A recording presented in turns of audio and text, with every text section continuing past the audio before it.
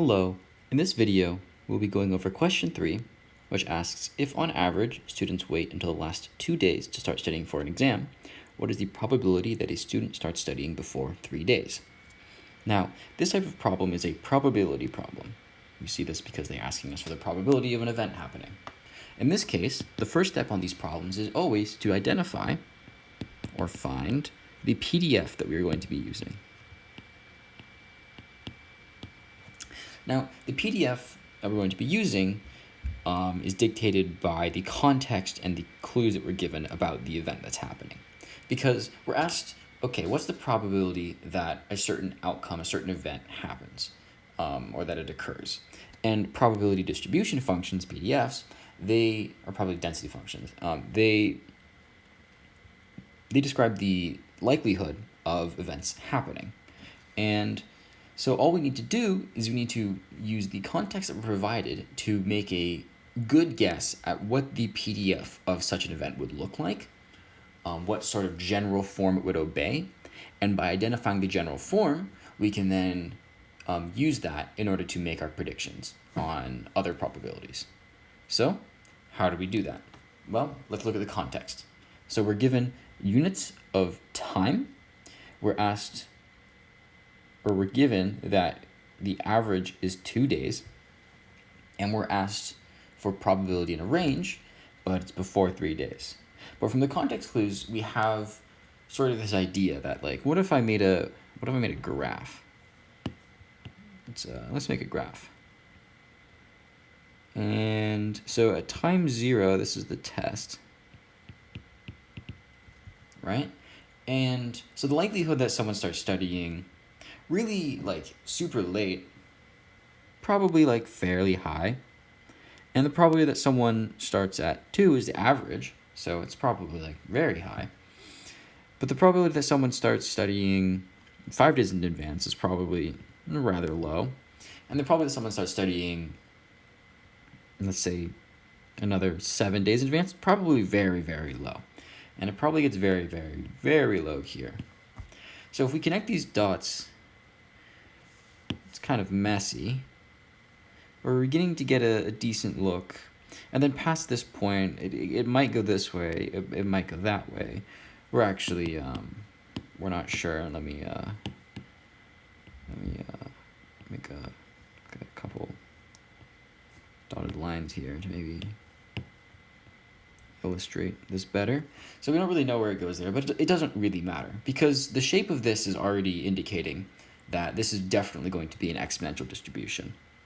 If this was a discrete problem where we had specific units that measured events that couldn't be spliced in any way, then we would be using a Poisson. But because this is a continuous event/distribution, because we're using time, which is always continuous, or not always, but very, very commonly continuous, we're going to be using the exponential distribution. So our next step is we got to reach into our memory banks, and we realize, okay, what's the PDF function? So in probability and stats, PDFs are always written as lowercase f of x.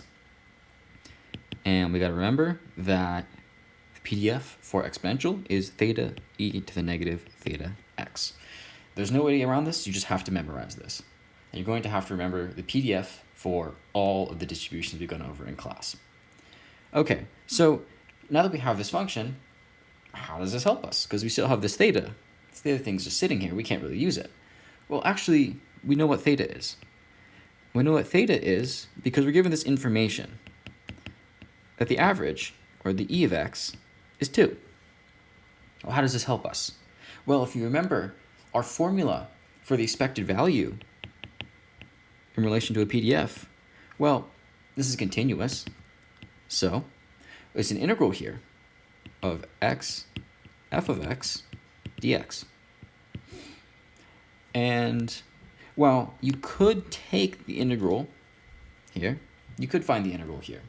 But that would be a little bit annoying because this requires some integration by parts. And we're not expecting that you know that, and it's a little bit annoying to do. So instead, another little thing for you to memorize is that this is equal to 1 over theta. So this integral, if you do it you will get 1 over theta. Well, 1 over theta is equal to e of x, which is 2. So theta is 1/2. Okay. Great, now we have our PDF, right? How do we use this? Well, we go back to the problem and we see, okay, we're asked what is the probability that a student starts studying before 3 days? So right here, we're asked for a range of time.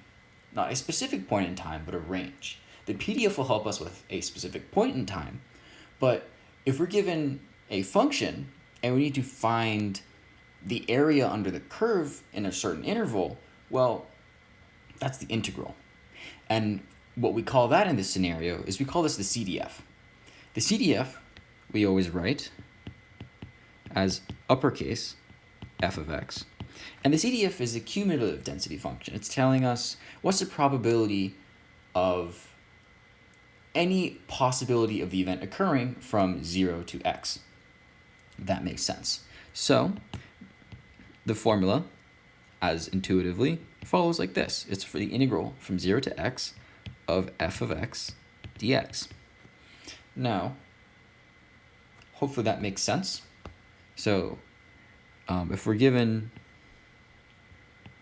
an equation, let's use a Gaussian, even though we're not using a Gaussian here. That's a terrible Gaussian, who cares? And we want to find like the probability that it happens, that an event like at this point happens, right? Well, this would be a PDF, right? But what if we wanted to find like the probability that the event that like it's anywhere from this range, right? And Gaussians actually do continue past 0, but regardless. What if we wanted to find like this range? Well, this would be the CDF, and it would be the area under this curve. And hopefully we all remember from calculus that integrals do calculate area under curves.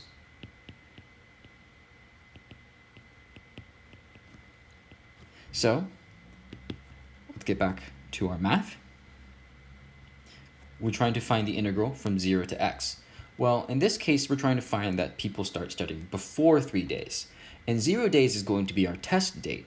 So what we can do is we can take advantage of the knowledge that probabilities as a whole, they must sum to 1. And so if we're taking the integral from 0 to x, why don't we just take the integral from 0 to 3?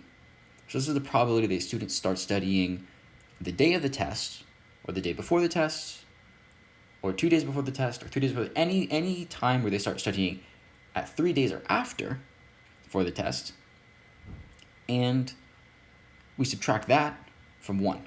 And that will give us the remaining probability, because the students can't start studying after the test. That's not possible for it. So if a student doesn't start after 3 days or on the 3rd day, they must have started before 3 days. So let's find the integral from 0 to 3 of f of x dx. And specifically, we're going to be doing